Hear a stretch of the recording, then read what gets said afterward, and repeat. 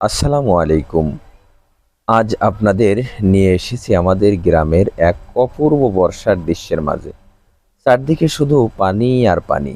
প্রকৃতি যেন নিজের হাতে এঁকেছে এক অসাধারণ ক্যানভাস। দেখুন, পানির বুক চিরে মাথা উঁচু করে দাঁড়িয়ে আছে কয়েকটি গাছ। আকাশের নীল রং আর সাদা মেঘের ছায়া পানির উপর পড়ে তৈরি করেছে মনোমুগ্ধকর এক পরিবেশ। এই দৃশ্য যতবার দেখি ততবার মনে হয় প্রকৃতির সৌন্দর্যের কাছে সব কিছুই যেন হার মানে। এদিকে একদল হাঁস নিশ্চিন্তে পানিতে ভেসে বেড়াচ্ছে।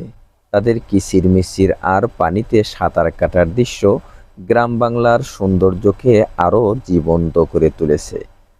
নৌকায় করে এগিয়ে যেতে যেতে দেখা যায় কচুরিপানায় ভরা জলভূমি, চারপাশে সবুজ গাছপালা আর পানিতে ঘেরা বাড়িঘর। বর্ষায় গ্রাম বাংলার মানুষের জীবন যেন কিছুটা কষ্টের, তেমনি এই সময় প্রকৃতি তাদের সবচেয়ে সুন্দর রূপও প্রকাশ করে। দূরে পানির মাঝখানে দাঁড়িয়ে থাকা ঘরগুলো যেন সংগ্রাম আর সাহসের প্রতীক।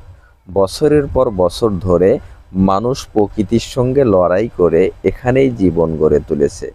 প্রকৃতি আমাদের শিখিয়ে দেয়, ঝড় আসবে, বন্যা আসবে, কিন্তু ধৈর্য আর পরিশ্রম থাকলে জীবন আবারও স্বাভাবিক হয়ে উঠবে ইনশাআল্লাহ।